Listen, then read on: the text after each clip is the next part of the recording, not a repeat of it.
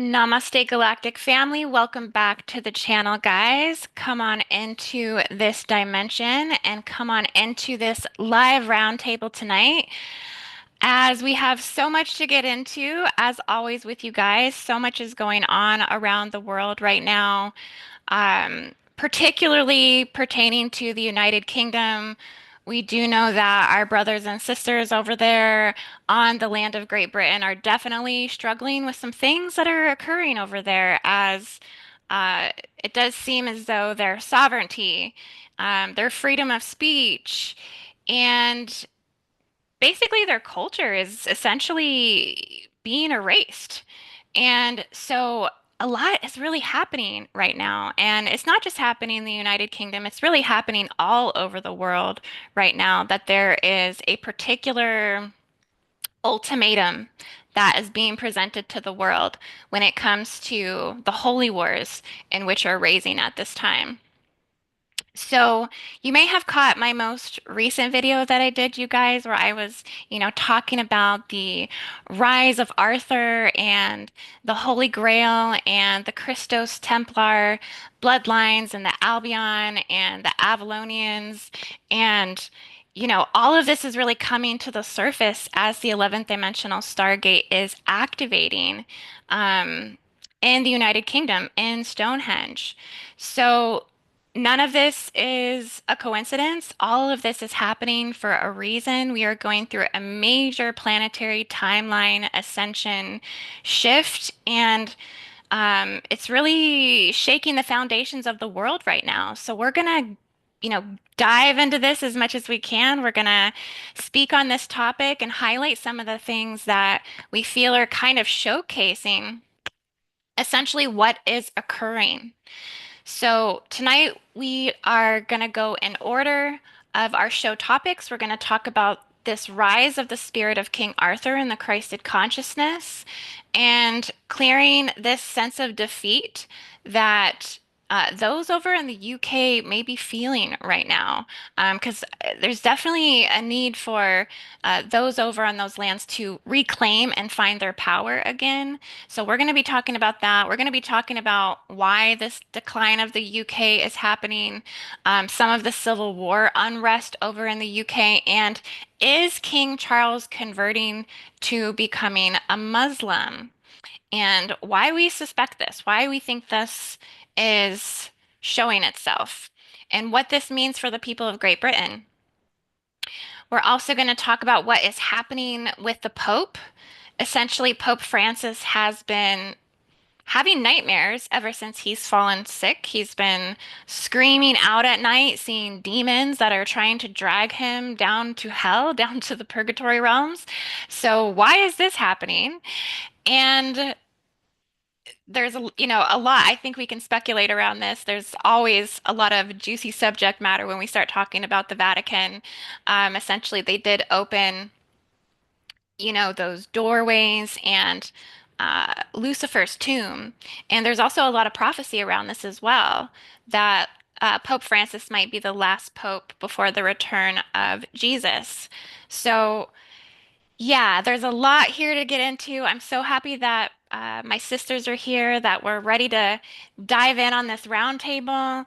And let's just go ahead and say hello to everyone joining us down in the chat. We do have some of our family already tuning in with us. Awesome. This is lovely. We're so happy that you guys are here. Um, we have uh, Connie here. She says she's never going to convert to that. All right, sister, we gotcha. We feel you with that. Jack Carter is here with lots of fire.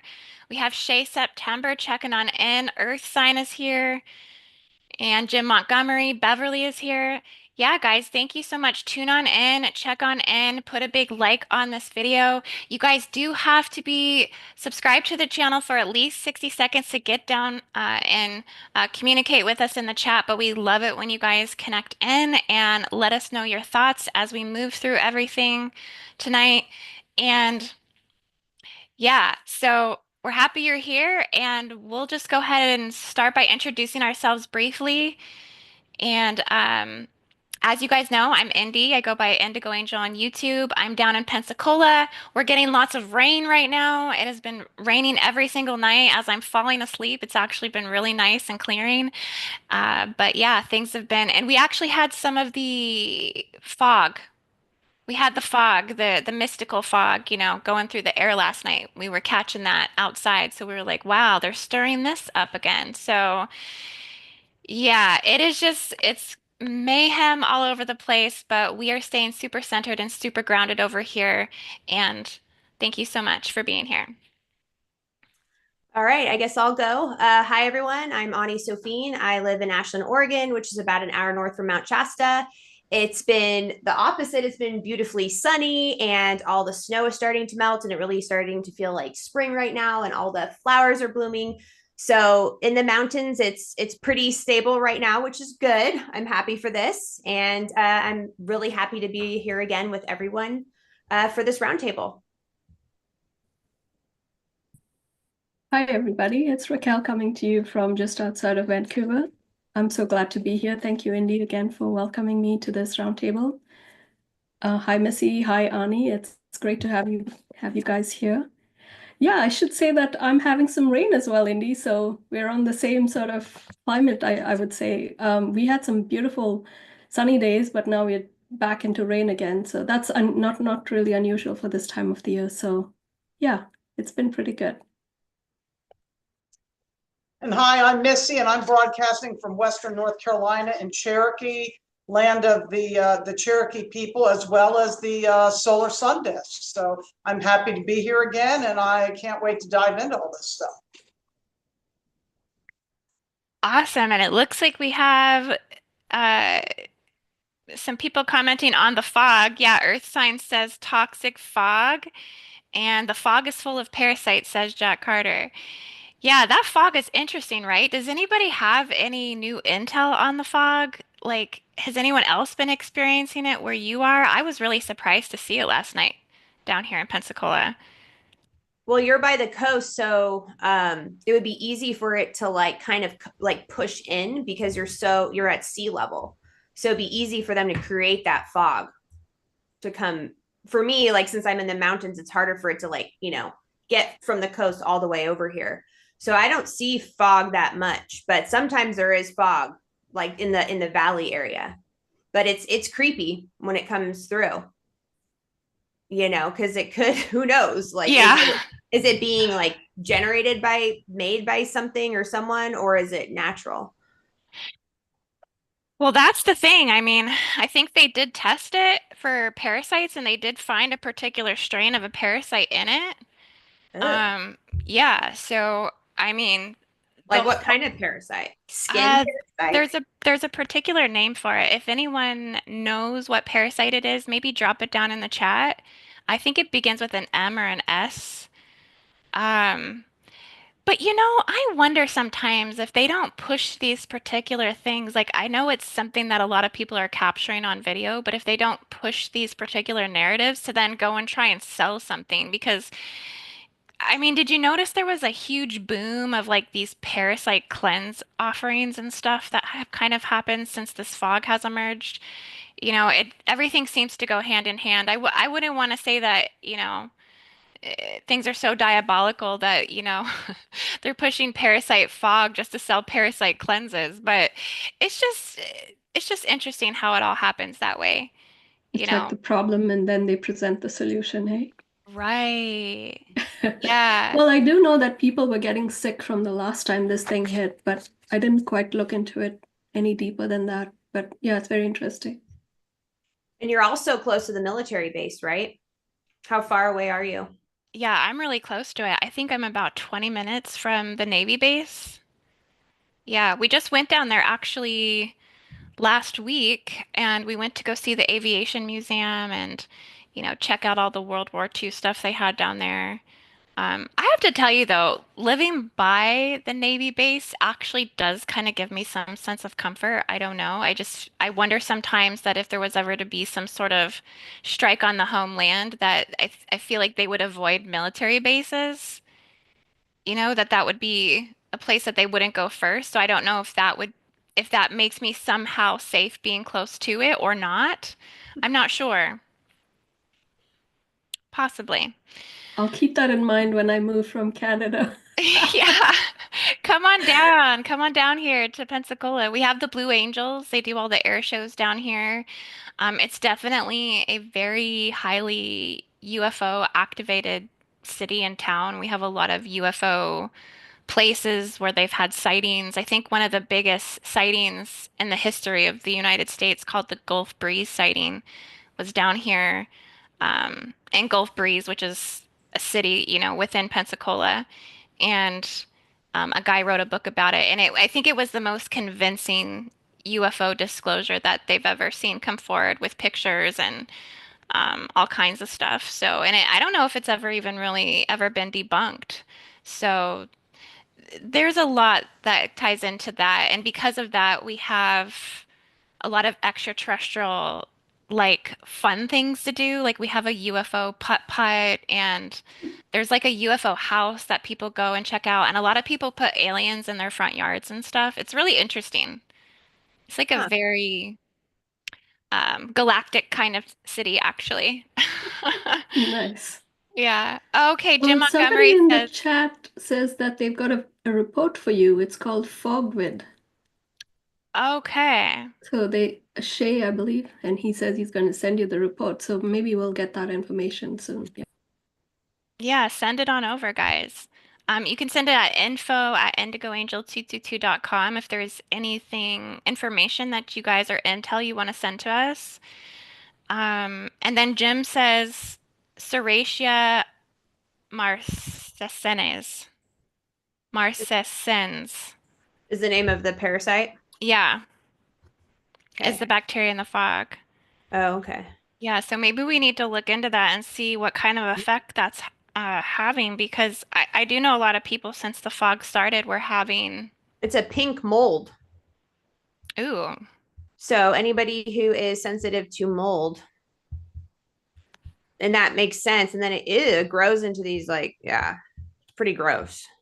yeah, a lot of people reported having pneumonia and coughing and trouble breathing, things like that around the fog.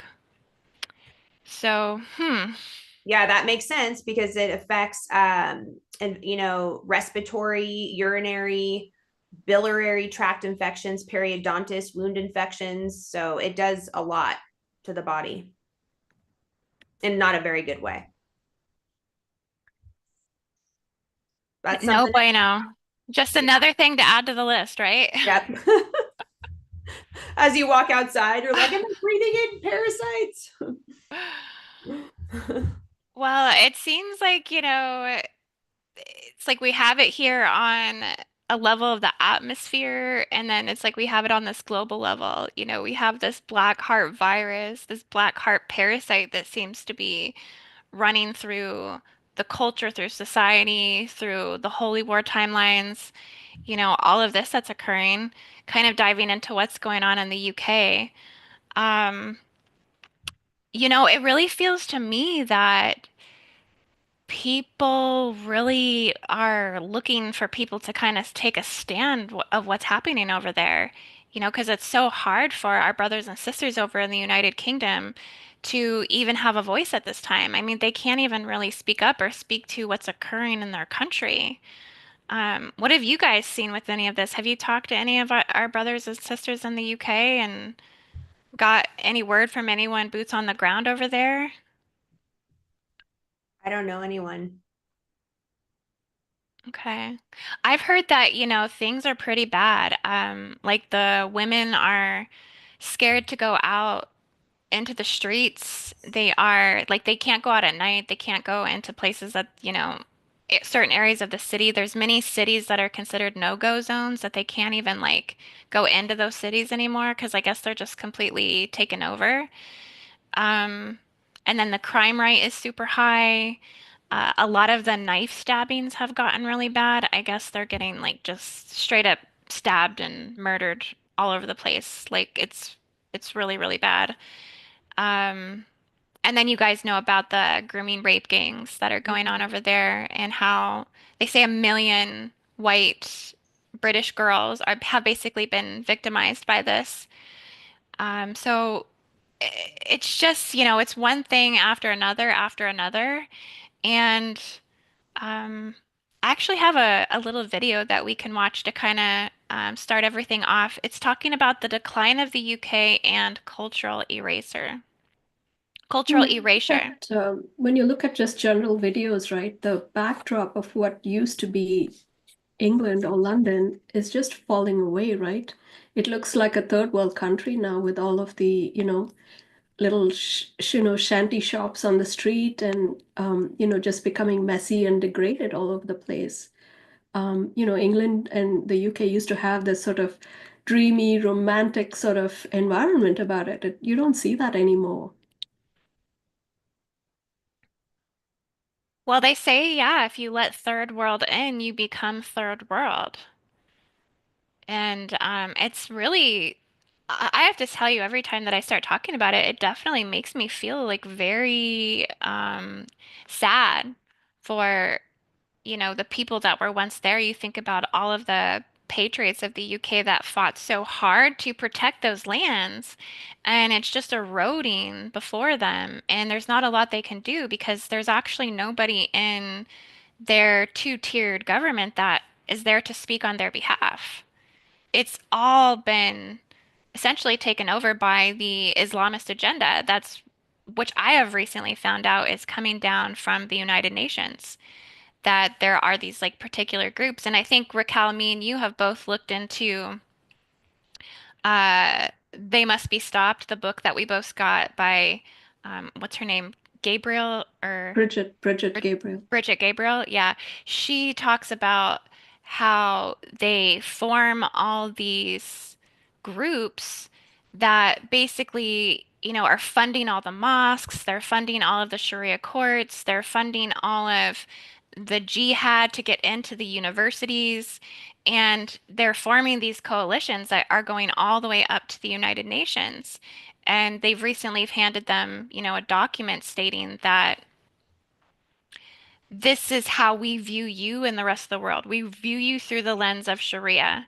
And they're like, this is why I said they're handing over an ultimatum because it's either you get on board and convert to how we view you through this lens, or we're going to continue to dominate and assert this force. And I think it's pushing itself and asserting itself through the United Nations. I mean, if this is what's coming down, I mean, that pretty much governs the choices of Keir Starmer, and does that govern the choices of King Charles? I mean, isn't he, what is his power over the land? Is he just a power over the Windsor Castle, and he's like the head of this church? He's the head of the state.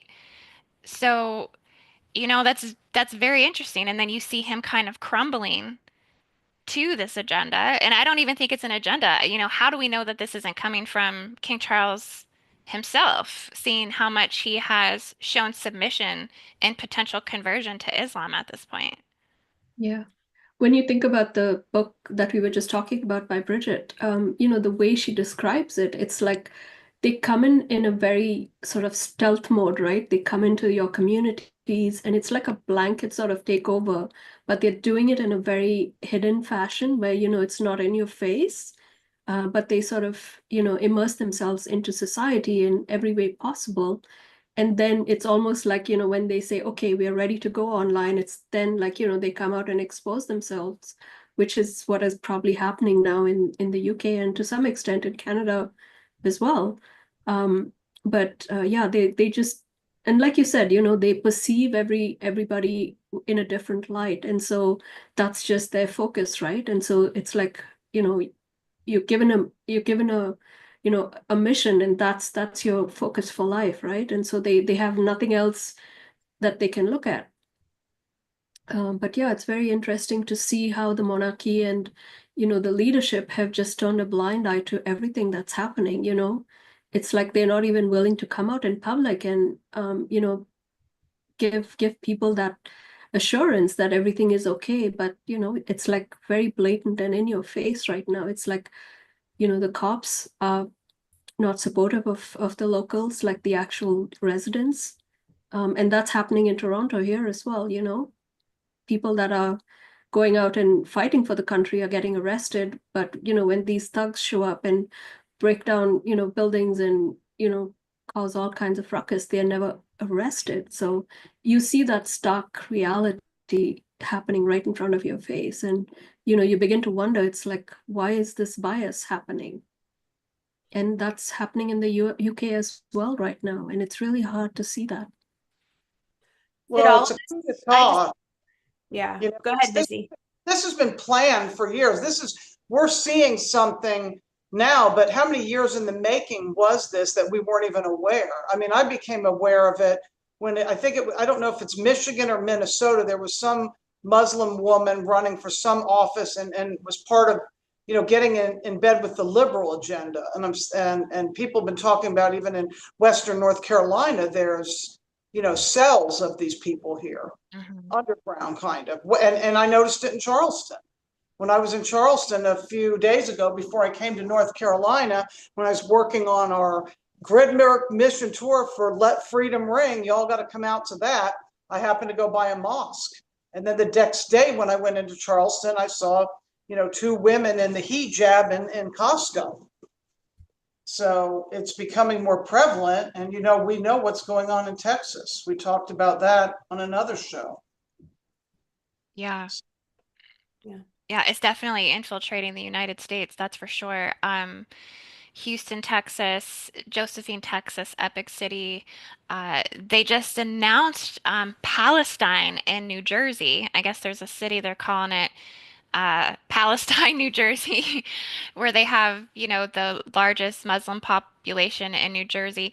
And it's just, sometimes I wonder, I don't even think a lot of these Muslims even fully understand the detriment of what they're even subscribed to at the end of the day.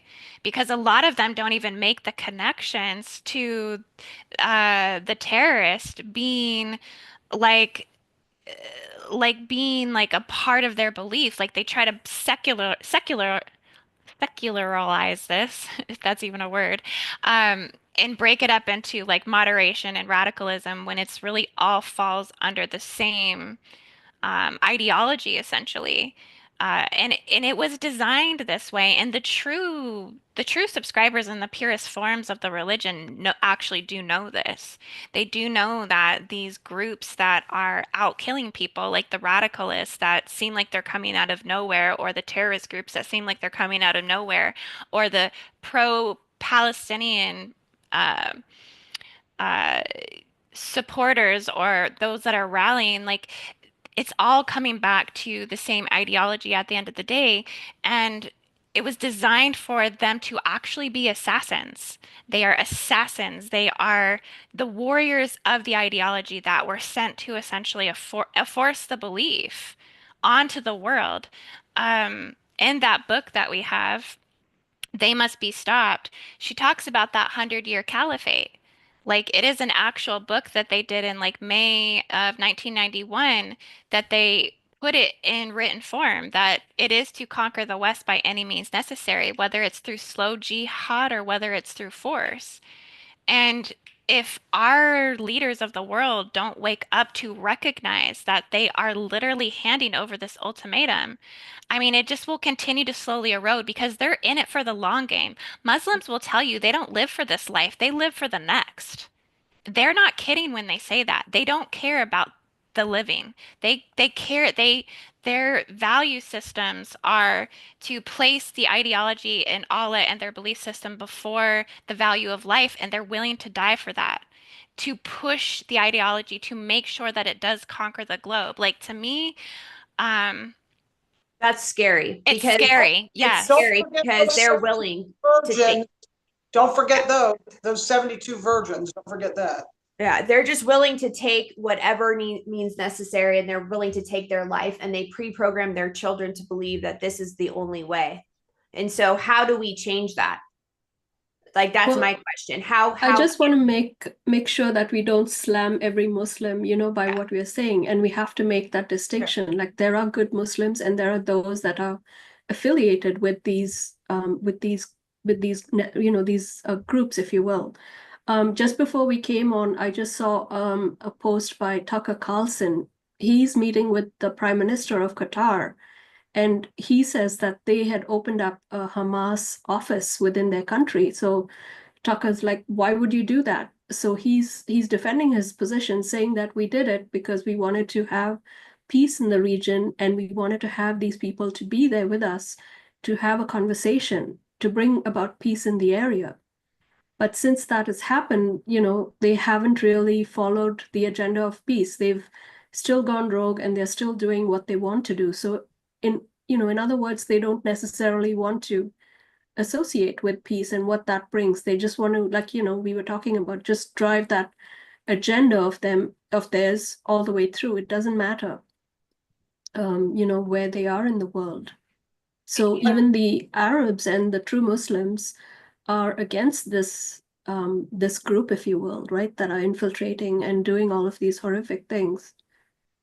I think the Muslims, a lot of them don't even know what the Quran says, just like a lot of Christians don't know what the Bible says. That's really it, and most people are, good-hearted people and don't want to do harm, but then that mind control comes in and it's just crazy, crazy. So I just have a question. Aren't there two different factions? Like one group is going towards the extremist route, and then the other one is somebody needs to fill me in here because I don't have the exact word for it. But there's two different groups, right? The Shiite, Yeah, the Shia Shiite? and the Sunni. Yeah, there's two Yeah, different groups okay. within that, and I don't know if they like each other all so well. See, that Mhm. this is the problem with it, is it's like, yeah, there's all these different groups, and I think we really have to take a look. Like, we have to stop turning away of what's going on in Syria right now. I mean, wow. I mean, I was even one who like celebrated the new government coming in for Syria because I'm like, great, a new start. They're gonna, build back better. And they got that old corrupted government out of Syria, and now they're just going back to the same thing. I mean, you see it on X. There's all these Christians laid out on the ground. They got guns to their heads. They're going around slaughtering all the Christians in Syria. I mean, and we know that this has happened in all those other surrounding countries. I mean, Syria, Lebanon, Beirut, like these all used to be Christian majority countries, Yep. and now they're just basically annihilated. I mean, this is what's happening. This is what's moving into the United Kingdom. Like you just said, the leader from Qatar, Raquel, said that he fears that there's more going to be more radicalists coming out of the UK than from the Middle East itself now, because they basically took on all of the militia and assassins, the ones that they didn't want, and pushed them into the UK. I mean, this is scary for all of the white British nationals of the UK. I mean, they are literally it's like herding a bunch of sheep into like a cage on a wolf farm, and just being like, you can live here, on your own land for a little while, but don't get out of the pen because, the wolves are going to basically eat you. I mean, this is the threat that's encroaching Mhm. on them in their own country. I mean, to me, and the fact that there's nobody there standing up for them, there's nobody like calling this out. Anybody who's tried, right? Tommy Robinson, they put him in solitary confinement, which, by the way, he's been in there for what? Way longer than any of their regulations or laws have allowed. Like, they've basically pushed this past and into a situation that's just completely inhumane. Like, why are they treating him like this for mortgage fraud?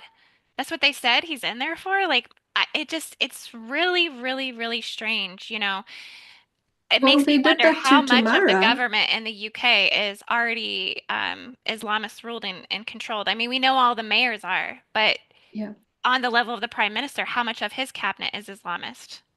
Well, you got to wonder though in DC, it's almost like the whole COVID situation, right? It's like all the leaders are acting as one. It's like the US, Canada, UK. It's like they just threw their doors open to all of these immigrants at the same time.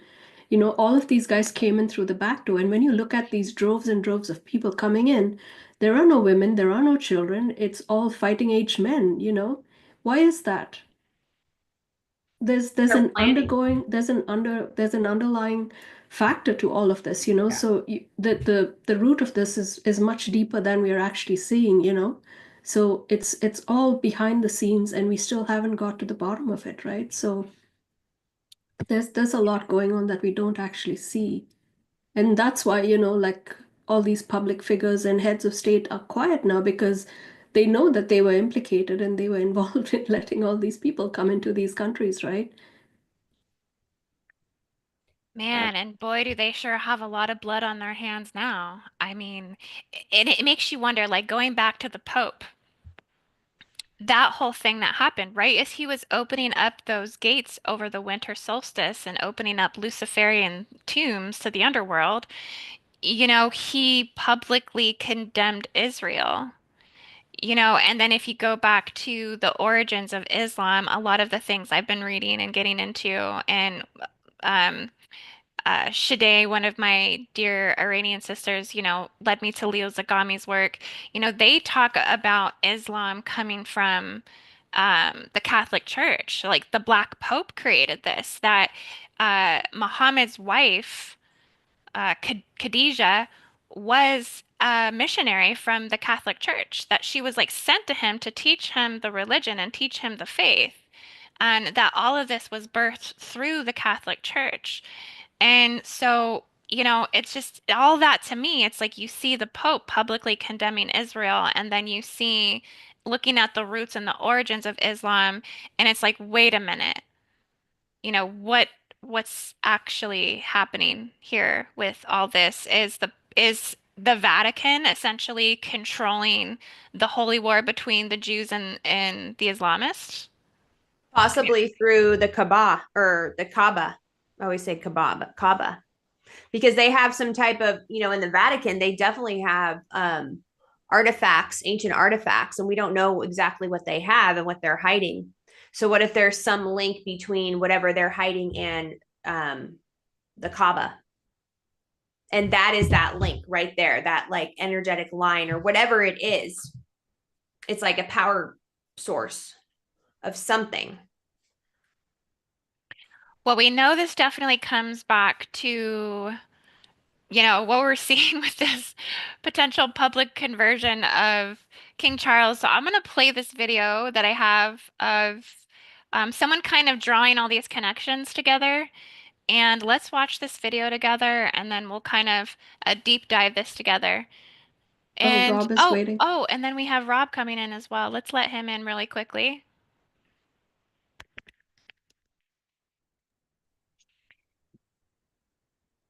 Yeah. We have another guest joining us, everyone. Rob from Typical Skeptic Podcast is here. Shit. Yeah. Hey, what's going on? Hey, Rob, welcome to the show. Yeah, how's everybody doing? We're doing good. We're just starting to dive into some of the juiciness of all of this. Um, yeah, we're happy you could join us. Yeah, I was in Pittsburgh. I had to go downtown for like a UFO meeting and stuff like that. But yeah, it was okay. But yeah, I heard you guys were talking about Islam and like religion. I think that all goes back to the Anunnaki. I think me and you have talked about this before. I think it's clear that like all three of the Abrahamic religions, Christianity, Judaism, and Islam, all go back to the Anunnaki. And they use it as a way to control, because what do the rulers of this world want? They want to control us. So all Abrahamic religions are a control system, I think. And I think they're systematically put together so they fight with each other. Whether you're looking at a civil war in Lebanon between the Christians and the Muslims, or you're looking at Israel where the Jews and Muslims are fighting, it's always, chaos in that area. Why? And then I feel like they get loose off the bloodshed. I really truly believe that. Some greater force, some interdimensional reptilian or Anunnaki coalition force gets, loose off of bloodshed. Maybe. I don't know. I'm just hypothesizing. Yeah, no, I'm definitely thinking about that because and it's like, but why are they pushing, like, because it feels like out of all three of them, they're pushing Islam. Like Islam has the expansionist element to the religion. That's the one that's being forced upon humanity as an ultimatum. Either you convert or die. So, like, That's the only one who that hasn't been part of like in the world, like the dominant religion yet? Haven't the other ones been more dominant? Christianity for sure. I think it's the Antichrist religion. So when they Yeah. talk about the Antichrist, I feel it's going to come through Islam. I do. Yeah. Yep. I agree with that. And but even too, like when you're comparing the prophets, like if you compare Christ and you compare Muhammad, it's just like, because if you think about the prophets, like they're technically role models that people keep in terms of like, how am I a good person? Like, who do I want to idolize as like characters, qualities, and how do they treat others? Like, the virtues they carry and things like this. Like when you compare them, like it's like apples to rotten apples. I mean, really, truly, just looking at it from a place of observation, neutrality, going through each one. Like it's like I Violence. would, There's lots of yeah. violence. Yeah. I mean, and Muhammad was a pedophile. I'm sorry to say that, but this is why child marriage exists over in the Middle East. I mean, Muhammad took his wife Aisha at 6 years old and then slept with her at 9 years old. I mean, and you see all these child marriages that are going on, like forced breeder stuff, like just like diabolical. I mean, you see these young girls, they don't want to get married. They don't want to do this. They're scared out of their minds. They don't even know what they're getting themselves into. And this is being forced upon them. I mean, over in Afghanistan and Pakistan, they sell these girls off for flour and food. It's just it's deranged. It's literally third world mentality. And yeah. It's Okay, even darker than that. it is. Yeah. But it's like modern day barbarianism, to do that to someone that young, it's disgusting, it's actually sick. Okay, let's watch this video on King Charles. Let's check this out. And just let me know, you guys. Put a 5x5 down in the comments. Let me know if you guys can hear the sound, okay? I did check my settings. It said we were good. Is King Charles a Muslim? But why are we even talking about this? Well, it relates to a controversy surrounding some of the prince's recent actions. To start with, he was seen packing dates for Ramadan. You are packing dates faster than I can see them. And by itself, that means absolutely nothing, right? Because King Charles is a public figure and he's just doing public figure stuff, I guess. But next we have the celebration of Iftar at Windsor Castle. And for those who don't know, Iftar is the breaking of the fast at the end of a day of Ramadan. So Muslims during Ramadan, they don't eat during the day and then they feast in the mornings and they feast in the evenings. And that was celebrated at Windsor Castle for the first time ever. Windsor Castle being the home of King Charles, of course.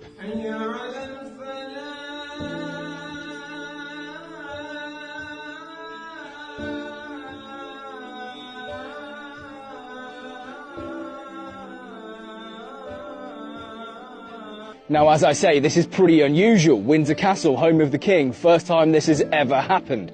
But by itself, again, this isn't really that strong evidence, if we're honest. The king, after all, he's a Christian, right? And so what words do you think the king had for Christians on Shrove Tuesday and Ash Wednesday, or Lent in general?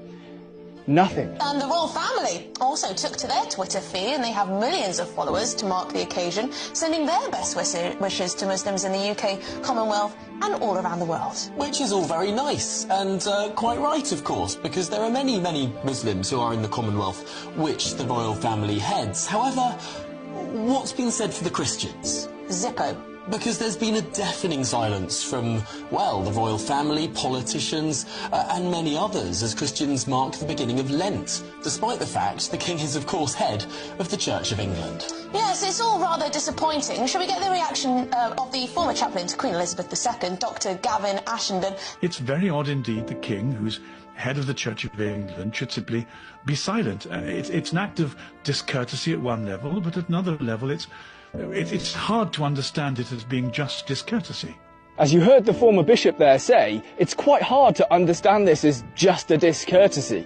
And I agree. So what other explanation is there, possibly, for the head of the Church of England forgetting Shrove Tuesday, Ash Wednesday and Lent more broadly? And you see, back in 1993, the Grand Mufti of Cyprus claimed to know for a fact that Prince Charles has converted to Islam. He said that it happened in Turkey, and he said that if you really want to know the truth, look at how often the king travels to Turkey, and you will see that your future king is a Muslim. Buckingham Palace, of course, were very quick to deny this, as you might expect. But such a strange thing to say. Why would he say it, right? Now, you can say, of course, that the Grand Mufti was probably just creating a bit of mischief. Fine. And yet, 3 years prior to this claim from the Grand Mufti, Charles delivered a speech at the Sheldonian Theatre in Oxford. And I'm going to read you 2 snippets from it because I think you'll find it rather enlightening. Our judgment of Islam has been grossly distorted by taking the extremes to be the norm. For example, people in this country, England, frequently argue that the Sharia law of the Islamic world is cruel, barbaric and unjust. Our newspapers, above all, love to peddle those unthinking prejudices. The truth is, of course, different and always more complex. My own understanding is that extremes like cutting off the hands are actually rarely practiced. The guiding principle and spirit of Islamic law, taken straight from the Quran, should be those of equity and compassion. Okay, and then later in the speech, Islam can teach us a way of understanding and living in the world which Christianity is poorer for having lost. At the heart of Islam is its preservation of an integral view of the universe. Why is Charles making speeches like this in the early 1990s? Islam was barely a speck in the demographics of the UK back then, so I don't think you can really argue that it's all about him being a public figure and things like that. Unless, of course, he knew that this was going to expand in the UK to become 10, 20, 30%. That would be interesting. Now, Charles has actually made a whole bunch of speeches like this over his lifetime. And look, you're welcome to dismiss these as, you know, he's just a public figure, he's trying to unite people, he's trying to understand something about the world. Fine, you go ahead and do that. But don't forget that this guy is meant to be the head of the Church of England, a Christian church. Anyway, we have another speech from 2006, and this time I have some video footage. And again, it's Charles laying huge praise on Islam. The rights of Muslim women to property and inheritance, and to the conducting of business, were rights prescribed by the Quran 1400 years ago. Some of these rights were novel even to my grandmother's generation. Many of the traits on which modern Europe prides itself came to it from Muslim Spain. Diplomacy, free trade, open borders, the techniques of academic research, of anthropology, etiquette, fashion, various types of medicine, hospitals. Islam is part of our past and our present in all fields of human endeavor. It has helped to create modern Europe. It is part of our own... Yes, of course, because basically everything good in Europe, that came from Islam. Women's rights, they've always been at the forefront of the Quran. Okay, Charles. And why does Charles think he's such an expert on Islam anyway? Well, you're probably going to want to take a seat for this. This is going to shock you a little bit.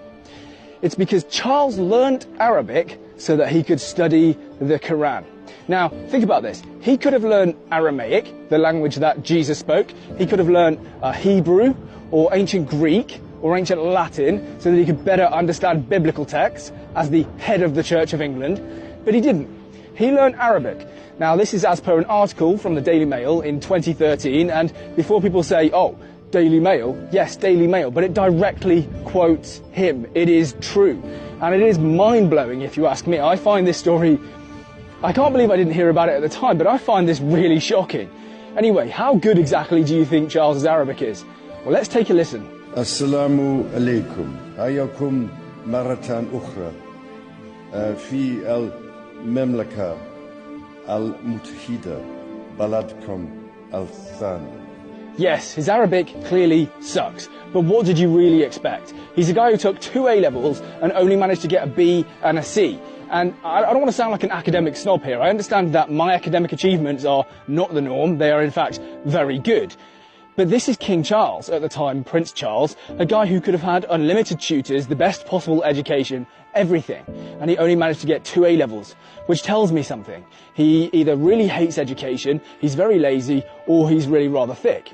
Now, if he really hates education, why is he spending so long trying to learn Arabic? That must be torture for him, unless he's really deeply committed to the cause. Anyway, that meeting, by the way, that was a meeting with a whole bunch of Qataris, and the Qataris are the same people who walked into his office and dumped 3 million euros in cash on his desk. I'm deadly serious. You can go and look that up for yourself. What do you make of all of this then? Do you find the arguments convincing that Charles could in fact be a Muslim?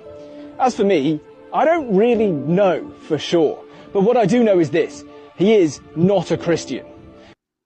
Indy, let me go in on this. I think I'm gonna blow your mind with what I found out. I don't know if nobody knows this, but I have the video right here. It's called by Robert Sefer. Big shout out to Robert Sefer. It's called Queen of Islam, Elizabeth II related to the Prophet Muhammad. It's right there. So they have the royal family has ties to the Prophet Muhammad, and that's a video by Robert Sefer. And I find his material to be very credible. So that gives you all your answers right there. They have ties to Islam, and it goes back to, and I can link you this video, Okay. Yeah. Yeah. You know who Robert Sefer is? He's like an anthropologist. He's pretty well known, so his information is pretty credible, but that shows you there that family's had ties to Islam for a long time, you know. So what do you think that means then? I mean, if the royal family's just gonna kind of convert. Well, it also, they're reptilian too. I mean that's like so like, they're bound to do reptilian type things. They're not the true royals. That's for sure. Yeah. I agree with Rob when he said the connection between the Abrahamic religions and this Anunnaki thing. It could be Anunnaki. It could be. Do you think it's Anunnaki or reptilian? Because I feel like they're different. They're probably both, but I heard like when people that come on my show, they say that they're kind of working together, that it's like this like evil coalition. I mean, some Right. people say there's good reptilians and bad reptilians, but for the most part, we know the Draco are bad and some of the Anunnaki Right. are bad, and then they have the Greys that work for them, and it's like this like coalition that so Well, and if you think about the forest breeder programs too, I mean, that's kind of the sustenance of the reptilians. And then where do you see the extent of the forest breeder programs being played out? I mean, it's through the ideology of Islam. So, I mean, it makes sense. Like, if they feel like they're losing the battle over the forest breeder programs, then they're going to push that. They're going to push that program. They're going to push that ideology to make sure that they sustain over power over the feminine on the planet. And that's the way to do it because it's the ideology of submission. They have to submit. And Well, also, if you look at it from that high layer, right, or that top tier, like Rob just said, if you look at it from the reptilian and the Anunnaki perspective, it's like these kings and queens are like below them. It's like they are the minions for these guys, right? So whatever they decide to do, like you marry this person or you marry that person, it's like it's not left up to them to decide, right? That's why you have all these agreements made, and you see that in England, right? They had all these arranged marriages between these families, right? And so, what's to say that it didn't happen between the UK and the Middle East, right? So, from that higher perspective, it's like they would have arranged all of these intermarriages to take place, and that was probably the reason why, where they wanted to have these bloodlines coming through from all different countries, essentially, and then they saw the future before we could, right? And so they knew that this would happen at some point in the future. yeah, this was probably planned thousands of years ago. Wow. Well, it's just, what do you think the message is for the people in the United Kingdom? Because this is what I've been seeing is that there's been a huge spark of the Arthurian Grail codes that Stonehenge is activating. Missy, you even picked up on this. Like there was a connection from Stargate 2 to Stargate 11, the Vale of Pewsey, Wiltshire, that all these, Ireland's Eye, that all these places are running the Christos original teachings, through the ley lines again, that there will be some resurrection of the Arthurian bloodline. So, do you think that there's going to be an ability for the people in the United Kingdom to take the land back, or what do you guys foresee kind of happening? Well, I think it's good timing for you to have this Gridwork session, Indy. I think it's high time that that happened because energetically, I think the lands are ready to come out of that status stage, if you will, right? Stasis, is that what it's called? Stasis, yeah. So yeah, I think those beings that were in slumber for all of these hundreds and hundreds of years are, are awakening now. And because from my perspective, because we are in this photon belt energy, it's right for them to ascend, if you will, or come out of that slumber. And so they're just waiting for humanity to give them that signal to come forth and come forward. And I think they've been waiting for that tipping point, if you will, for the collective consciousness to come online. And I think we are pretty close if we haven't already tipped that scale, right? And so that's why I think it's important for, I try to promote this wherever I can is to, connect to your higher self, raise your vibration, bring that collective energy into that higher realm, if you will, so that all of these things can take place. And so you bringing that grid work into fruition, I think it's great timing to do that right now because I think the lands are ready, the people are ready because, you don't get factions warring against each other for nothing, right?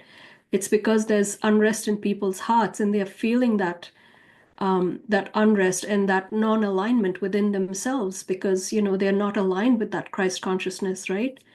And so they're uprising because of that. To a large extent, they may not understand energetically what's happening because of the fracturing as a result of the Draco and all of the galactic history side of things. But just as human beings, they're not in alignment with what's happening. And so I think it's great timing that you've got this grid work coming up. Yeah, definitely, guys. And everyone listening, we have a Gridwork mission for the United Kingdom on March 11th at 1 p.m. CDT time. The links are down in the description. We'd love it if you guys would join us. We're definitely going to be holding ceremony. We're going to be holding prayers. We're going to be holding meditation. We're going to be holding intention for the activation of these gate systems, for the ley lines of clearing all the corruption, the warfare, and just bringing forward the sword of truth and everything that's not in alignment to the highest good of humanity. We're going to be working on that energetically, just sending as much energy and love and as much support as we can to the United Kingdom because I mean really our brothers and sisters over there, I mean they can't even speak up or speak out. You heard me say that even as an American, like if they catch you speaking about things right now, you're going to get jailed if you set foot on their land right now. I mean, if you step off the airplane, they're going to lock you up for, saying anything that goes against their interest, basically. So, On a happy note, doesn't it just feel good to say CDT instead of CST? Happy Daylight Savings Time. yeah, it's Longer like the day. CDT plates. Yeah. Yeah, I was thinking that. I'm like, oh, the CDD plates. Yeah. Well, I think you're right, Raquel. Like, there's something about this apathy. I think the people have become apathetic and they've become numb and they've become so comfortable that they forgot that their freedom and their comfortability and their sovereignty isn't actually free. It's something that they have to stand on guard for, and it's something that they have to fight back for, whether it comes to the pollutants in the air, their food and water, their government. Like, people have just fallen into a slumber. Like, all of these things erode the alpha masculine to a point that they can't stand up and defend their nation or even know what they believe in or know what they even fight for. I feel like on some level there's so many that are just lost that their connection to God and their connection to source and their connection to creator is so diluted that they don't even feel like they could step up and do anything about it. So it's like, sure, something like the force of Islam could come in and just sweep up everybody into it because they're not willing to fight for anything. So But there I, is something good that is coming along, even though it might be, rough. So what I heard is that on March 21st on the equinox, during that equinox period, that 24-hour period, it will, and I don't know if this is true, I'm sure people could argue against it, but a Vedic master said that it is the official ending of the Kali Yuga. So that brings open this huge amount of energy that's going to be rushing through in March. And what happens when that energy pushes through and rushes through, there's like a great purging that goes on. And who knows how long the purging will take place. And we all know with purging, it can be, hard. But once you get through that purging, that's when things will just like shoot off and ignite. So I feel something coming. And just like what Raquel's saying about, being in the photon belt, and, this is lining up with the precession of the equinoxes. And so if this 26,000 year cycle is ending, I mean, it's amazing what could come forth, from it. But we do have to go through that purging. So many people sleep lately. Everybody's been thrown off. It's like a flip-flop with the Schumann resonance. It's just, I don't know. It's just been so weird. A lot of nights for me waking up at like 3:33 in the middle of the night. Yeah, things have been off with that. Well, switching gears a little bit. So you guys did hear about what's going on with Pope Francis. Like he's not well. He came down with I don't know, was it the pneumonia and then he had some kidney failure, so he's actually I don't know if he's in the hospital currently, but he's not doing so good. They say he might be restabilizing, but essentially people have reported that he's been screaming out in the middle of the night, like this 333 thing. So maybe the shoe resonance is getting him as well. But he's been waking up saying that the demons are trying to drag him to hell. Um, and it's just so interesting because when I went to the Vatican, I had the most intense demonic spirit attacks in my sleep that I've ever experienced anywhere in the world. I'm not kidding you. I mean, it was like full on hijacking in the sleep space. They were like watching you, sitting on you while you were sleeping, hooking you in the jaw, coming out of your electronics in my sleep. I mean, they were doing all kinds of stuff to me. I could only imagine that during a time of illness and when the veils are more open because you're not well, that you have full access to what's looming there within those walls. It's just interesting to me. And it reminded me, and I brought this up in our group chat, about the sin eaters. And this is what I think is happening with the popes, is that when they come in to become the pope, that they have to take on the sin of the Catholic Church and that the Pope carries the sins. So it's like actual rituals that they do where when the previous Pope dies, they basically put food on him.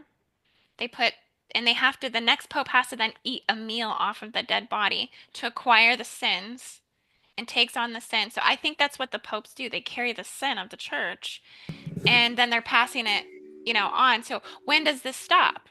When does the sin actually get dissolved? Why is the Catholic Church carrying all of this? And I think this has something to do with this last Pope prophecy, because Pope Francis is the 111th Pope. He is, I mean, that's a significant number. They said there's not going to be one after the 112th, that there's a whole thing about this. You guys may have heard about it. It came from Saint Malachi's prophecy about the final pope. He only lists 112. He's going to take seat of Saint Peter. The prophecy states that the world will fall into anarchy after the final pope takes the seat of Saint Peter. But we know, like, these types of revelations, and like Ani just said, like they're also rebirthing prophecies. Like something just new might completely manifest in the timelines as we shift. Um, but yeah, so what do you guys think about this Pope prophecy? I guess the heads where the popes are like in the hall of the Pope heads, like there's actually only one more space left after Pope Francis. I think for one, the Pope probably got many doses of the La Cucaracha needlecraft, probably mega doses, being part of what he is in, for one, I'm sure. I'm absolutely. I was gonna say, did you guys ever hear the Fatima prophecies? It's like the Fatima prophecies were. I put it on an AI just to get it. So it refers to these visions these women had in 1917. Their names were Lucia, Jacinda, and Francisco, And they were three secrets that they were revealed about the world, and the third secret was about the church. And basically, it says it was a prophecy of a satanic influence infiltrating the highest levels of the Vatican, warnings of a false church, and the rise of a pope under influence of dark forces. Fuels theories that Pope Francis might be the last pope, like you said, as per the prophecy of St. Malachi. It suggests an imminent spiritual battle between light and dark and the forces within the church. And it also aligns with claims of secret societies such as Jesuits or Freemasons steering the church's direction. So And I thought that was interesting. yeah, and it's also falling in line because I just looked it up too. But so the Fatima prophecy is also falling in line with once the Pope does go, then that will bring in the Armageddon. And so that this is part of the whole Armageddon timeline. So I Do wonder you if all of these things are like kind of lining up, like the whole, Muslim thing, along with what's going on with the Pope. These are all signs that, what's going on in Syria, Yeah, what's something going on big is in about to Israel. happen. So, but it has to come forth. It has to come out in order for us to move through this. We have to like move through this basically. Well, I think that's when it's a good time for people like you and Indy, like you with doing like stuff like you do with Gridwork, because I think we're going to see this fall of like all the religions. I really truly believe that. And I think people are really going to be looking for a different way to like of spirituality and like, you know, I really truly believe that. I think. I don't know. That's I what it's agree. I looking like. agree. Yeah. do you know Yeah, I who totally agree with Rob, and I think what Ani said as well, with this huge wave coming in. When you think about it, if you just take Christianity by itself, there's so many that just blindly follow the Pope, right? And what that being represents in terms of Christianity. But when you truly look at Christianity, and this is coming from my personal experience in channeling Yeshua, right? And when this being comes forth as a pure soul, it's like they don't want to be worshipped. They are beings just like you and I, they're just living in a different reality. And this being had an incarnation, but even that story is all completely inverted, right? And that entire religion is based off of that inversion of what that being was supposedly meant to be, right? And so when these people that are blindly following what the Catholic Church brings to them, it's going to be a huge reckoning for everybody, because they follow this with their hearts. They follow it through their, generations really of belief in this Christianity, right? And it's a good thing to have faith and to have a belief system, but to blindly follow what somebody else is telling you to believe in, I don't get that. And that's going to be a really tough reality for many to face, right? And I agree with you guys, I wish that religion as such could just be eliminated. And then, people just believe from their hearts, from that emerald center, if you will, from that true Christ consciousness, rather than believing in Jesus Christ as what is represented by the church, right? It's more Christ consciousness that is the truth right now rather than Christ itself. And also in the new earth, there can't be religions because it brings separation and divide. I So, agree. Right. so And then the instruction sets yeah. on these holy books. I mean, if you look at where even like land ownership came from, I think it came from the Torah.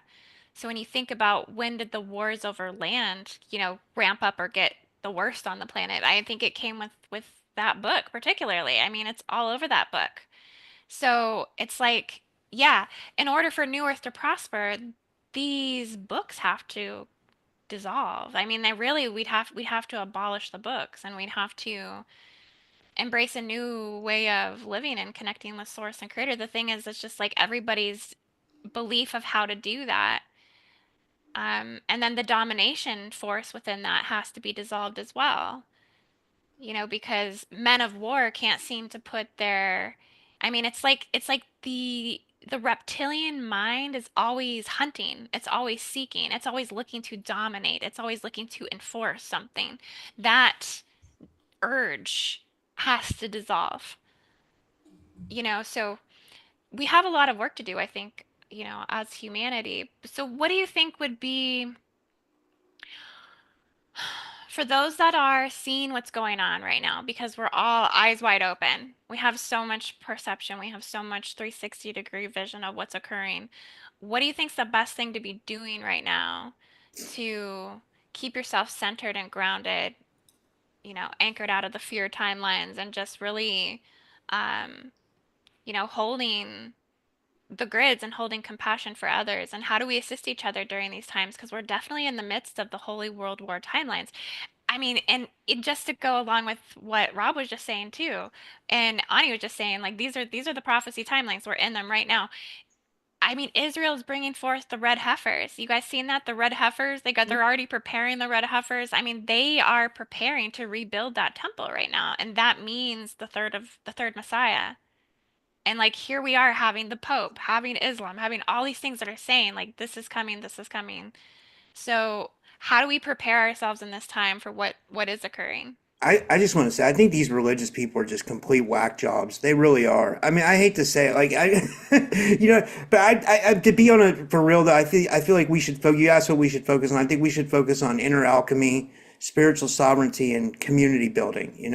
I think community building is huge, especially within our community. Like, I've been a part of like the UFO community, and I've been a part of like the SSP community, and even like other factions of different communities that are like in this podcast scene, because like I have a bunch of different people on my show, and I noticed that all these people like argue all the time. But like if we could come together, like everybody could come together, we could be a great force. And I try to tell people that all the time, but like people can't seem to get over their differences. I don't know what it is. Maybe it's the times we're in, because we are being poisoned heavily. We know we're being poisoned in the air, we're being poisoned in our food, the water. You know what I mean? They're trying to make men's testosterone go away, and like they're just trying to. It's a mess. So I don't know. That's why I said inner alchemy, spiritual sovereignty, and community building. But it seems like we have to do a lot more than that as well. I don't know. Yeah. I think at a very base level, just everyday things, just to raise your frequency vibration, I think is important.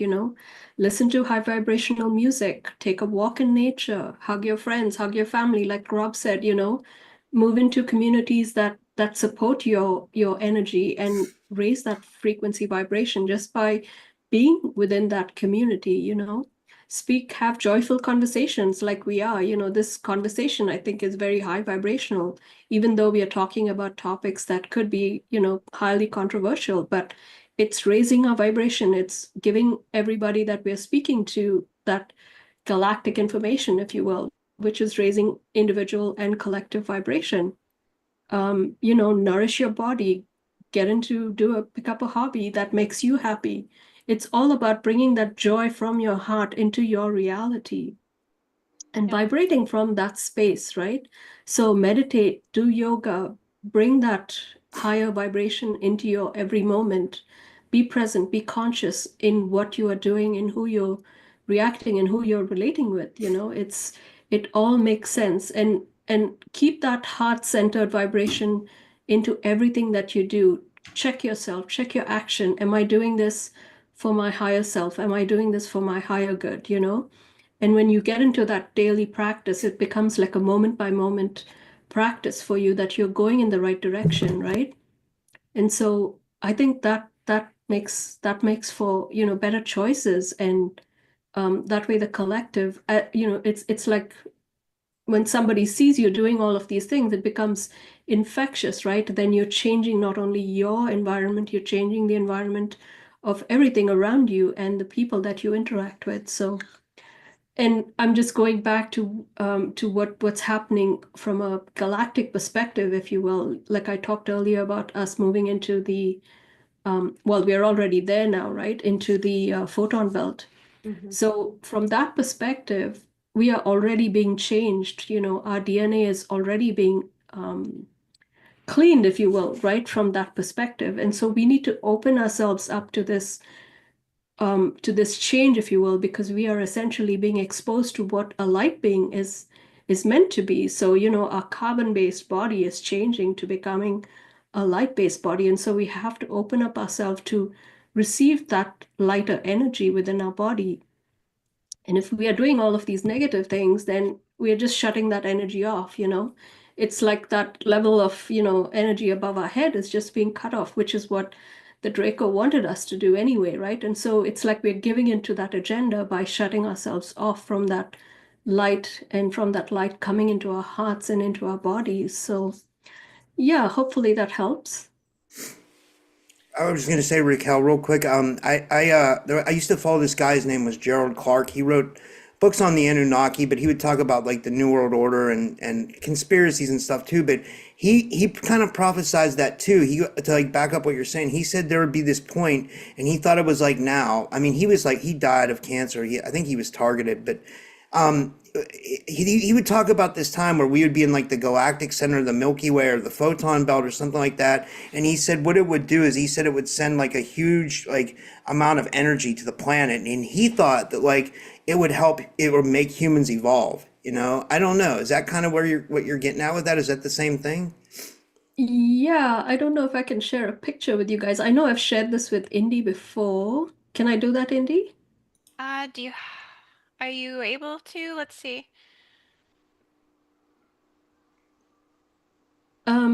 Yeah, I think Rob will be in this photon belt until about 2064, I believe. Wow.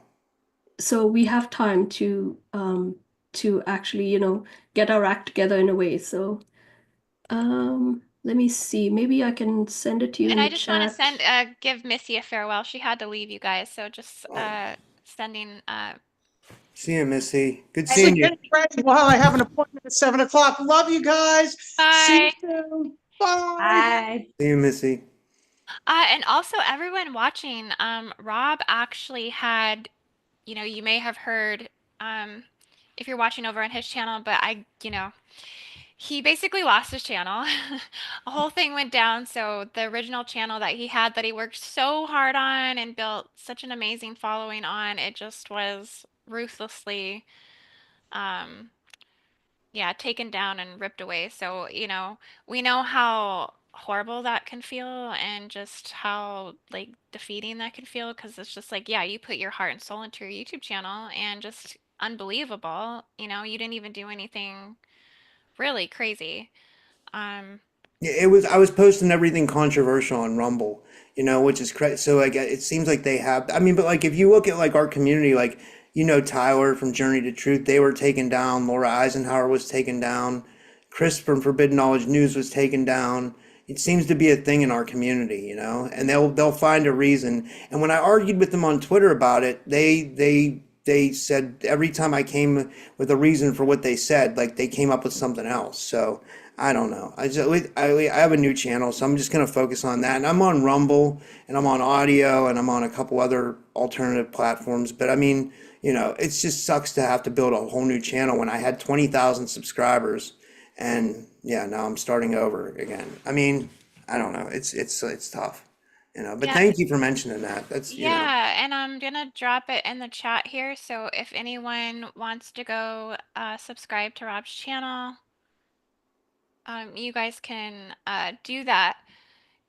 Yeah, and I recommend he always has amazing people on his channel. Ani's been going on. Raquel, I think, is going to be going on soon if she hasn't already gone. Missy goes on Rob's channel. We all, rotate on each other's channels. So yeah, please go and subscribe to Rob's channel.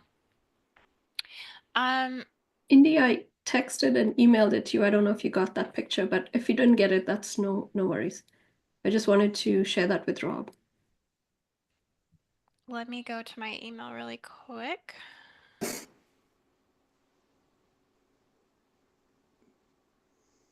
Okay, did you send to my IndigoAngel222? Info at, yeah. Oh, info? Okay.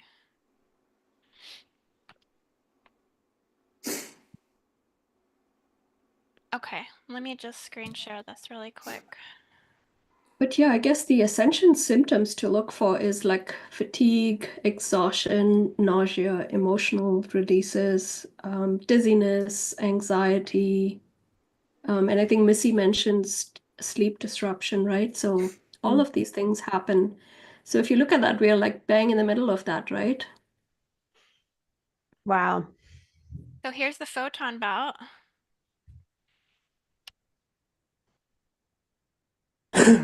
Yeah, we're right in the great solar flash. We're right in the Hmm. middle of it. Yeah. Okay. So do you think guys think that's why maybe some people are acting like really crazy lately and things seem kind of like out Yeah. of whack? Because that's how it seems for me. I don't know. Yeah, so And Rob, like this probably this group and many of us have already been working on ourselves, right? Like we've been clearing our energy and raising our frequency, right? And so for those that don't necessarily understand what's going on, it's like a really hard reckoning for them, right? And so they're being bombarded from all sides, not just, politically or environmentally, but they're also being bombarded by these energies, which are like going to their core and saying, you have to now deal with galactic information. You have to deal with, your present life, your past lives, and come to terms with all of that. So if you can just imagine the overwhelm that you're receiving on all levels of your being, right? And so it's very confusing. It's very stressful. It's, a lot of anxiety is being experienced. And I've noticed this, just from relating with my customers as well. And a lot of them are feeling this fractured, anxious sort of energy and a lot of confusion. And so, yeah, it's very, very important to stay focused and just raise your frequency vibration, like I said earlier. I think some really good tips are that we always forget is that we are living on a planet that can help heal us as well. And so if we can just go back to Earth and ground ourselves, that alone can cleanse our energies and our systems. And just just going back to like remembering, like trying drinking clean water.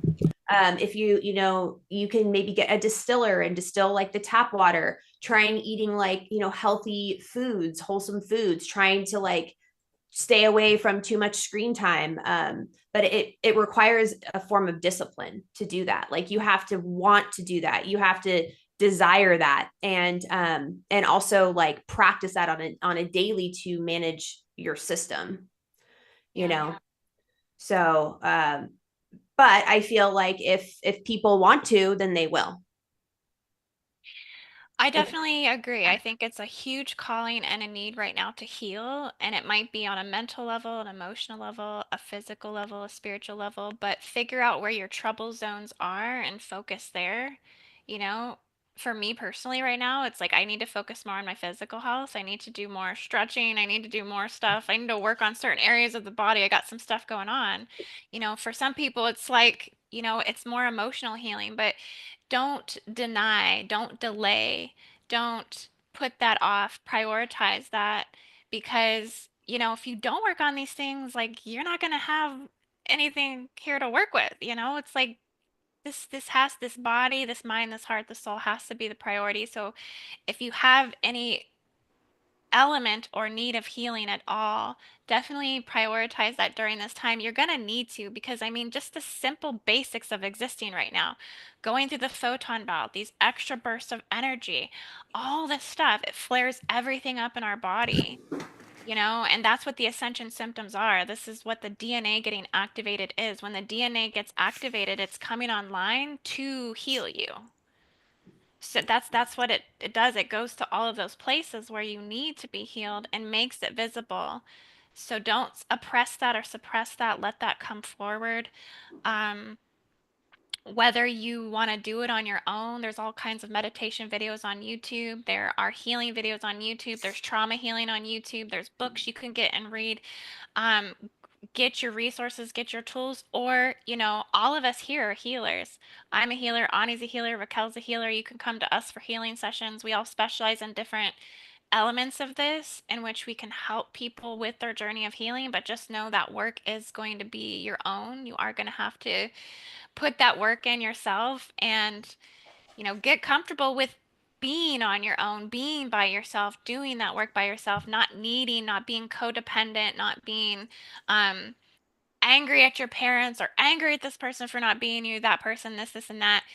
Center yourself and, focus on, what you have available to you and make the best of it. Practice gratitude and just be present with yourself and what, you're being told to do. If it's to slow down, some people just need to slow down right now. Sometimes it's just literally taking all of this crap off of your plate and simplifying your life because the stress levels, the cortisol levels, it's not good for your body. And it's not good when we're going through the photon belt. You don't want your cortisol to be stressing out when we're going through the photon because hang on for a ride. Like, I don't know if we're going to make it. So things are intense, things are extreme. And with all of these, diabolical threats that we are talking about against humanity right now, just know that like there is a divine plan. We do have angelic assistance. We do have source, the divine, the creator, the universe. All of this is just temporary. Suffering is temporary. War is temporary. These timelines are temporary. They are transitional phases that are going to bring about change. And we have to embrace the timelines of change. I think one of the biggest things you can do is don't spiritually bypass what's happening right now. Stay informed, stay aware of what's occurring. If it becomes too much for you and it feels like it's making you feel helpless or hopeless, then yeah, it's okay to step away and take a break from things, take your mind off things, pull away from the electronics, all of this stuff. Read a book, do like focus on something else, focus on a goal for a little while. But at the same time, build that inner resilience within it's building muscle to be strong. And that's I what was you have to do. You have to build strength to be able to pay attention to what's going on because you also don't want to spiritually bypass what's happening and be out of it to the point that you don't know what's going on. And then, something hits you upside the head type of thing. So practicing your vigilance and your multidimensionality within that and building up your strength to endure the timelines we're in. Very significant, I think. Yeah. Yeah, I was gonna say, Andy, people don't realize like how much the physical has an effect on the energetic and how much the energetic has an effect on the physical. That goes both ways. Like if you work out, like it'll help your energetic body if you're doing the inner work. So I think people should be training anyway. I mean, I kind of let myself go when I broke up with my ex, but then I started working out recently and I started seeing like the benefits of it. Like you get the endorphins, you get that low cortisol, you feel more spiritually in tune. You know what I mean? Plus, a lot of crazy stuff's going on. It wouldn't hurt for people to be in good physical shape, especially, guys right now because I mean, not to say I know we were going to talk about illegal immigrants and stuff, but like they did bring a lot of men into the country that are of fighting age, and that was kind of weird. I thought that was really strange. So I say just for guys out there, just stay ready. You should, I don't know. Yeah, especially for the young men, they need, and they're like stripping them, especially in the United States, of their testosterone, and so like the men like are becoming apathetic. That one word, I feel like the men are super apathetic. The young men, like 25 and under, and like they are our powerhouse. Like their bodies, like if they go out and exercise and work out and like get off that screen and Reddit, or whatever, YouTube, they have that strength. They're stronger than 30 or 40 year olds most of the time because biologically. So yeah, I always advocate for the young men for sure because of my son. So he's a teenager, So but I and I think want him that's to be really good strong. advice, Rob, for the Yeah. men. Yeah, definitely. Yeah. Well, my goodness, you guys, this has been a fun show. I feel like we've been a little all over the place. We haven't come together, for the last couple of weeks. We took a little break off live, but it's really good to check in with everyone. And let's see what we have over in the comments. Let's see, anything coming in through. Shakana Grace says, "Don't delay. The time is now." Yes, she's feeling it. Jack Carter, it's bringing everything to the surface.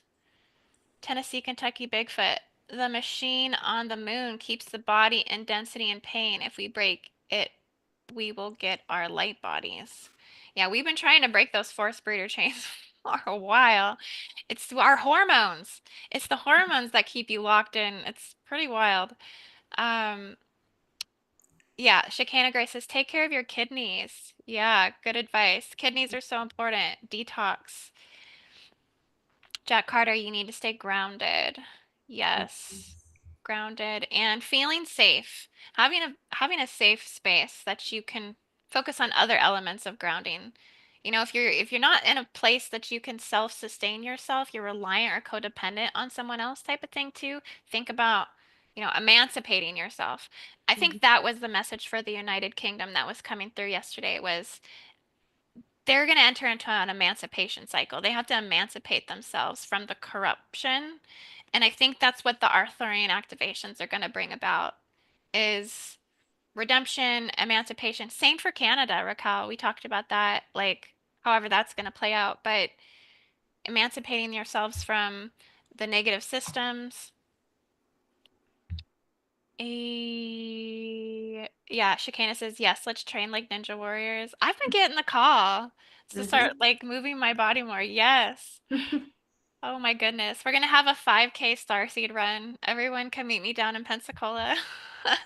Training on the beach at 5 a.m. You guys better be out there. Candy, can I just say something real quick? I just want to say, like, I really appreciate you inviting me today because it's been really, like, I've been still doing my shows every day, but it's been really depressing since I lost my channel. And when you were sitting here, I was just thinking back, like, all those shows you and I did. Like, we've been doing shows, me and me, for like 4 years. You know what I mean? We did shows when you were in Algeria. Do you remember that? We did that, and we did so many shows on my channel. I have a lot of those backed up. I have all the files and stuff like that. But I just wanted to let you know that, like, I look at you like a sister, and like, I really appreciate you, and I appreciate you introducing me to Missy and Ani and Raquel. Raquel's been on my show once, but we're doing another podcast soon. But Ani's already been on twice, and Missy comes on all the time. You know what I mean? So it's like I feel great to be a part of your friends, and like I said, I look at you like a sister. So thank you. Yeah, I feel the same, Rob. Totally. Like whenever I hear you're struggling, I just genuinely want to like help you out and like share your channel and tell everyone to go subscribe because I mean, you do such amazing work and you're so loyal and so dedicated and you support so many in our community and we really appreciate you. So just know we love you, we care about you. Eventually, someday we're gonna get you out to a crazy event that we have going on. I don't know when it's gonna be, but every time we have one, we're like, Rob, come on. But yeah, we feel the same, and it's good to connect. Thank you, Ani, for coming on. Thank you, Raquel, Thank for coming you. on. Thank you, Rob. Thank you, Missy. It's good to bring Well, it we're in. building community. That's what we're Yep. doing. That's what we do. We can't do this alone, that's for sure. And we love you all so much for watching today. We hope you all have a beautiful rest of your day. Have a beautiful everything. Check out the links in the description. We're going to do the United Kingdom Gridwork. So come and support this, you guys. This is very important for us to support our brothers and sisters in the UK right now and support those lands, support the Arthurian Grail rise, and also consider coming out to South Carolina with us in April. This all ties into these timelines as well. This is our next boots on the ground event. So be sure to check it out. We would love to have you. We'd love to meet you in person. And that's a wrap. And we hope you have a wonderful rest of your day. Namaste, guys, and peace, YouTube.